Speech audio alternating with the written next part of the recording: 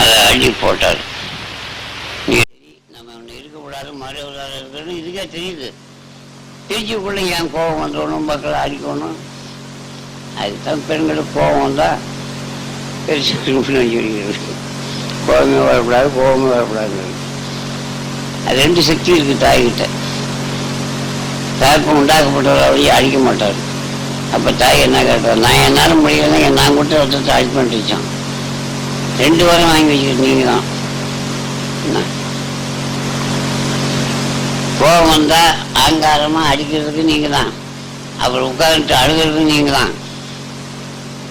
சுத்தமா அதுதான் பெண்களுக்கு அவசரமாக கோபம் வந்துடும்.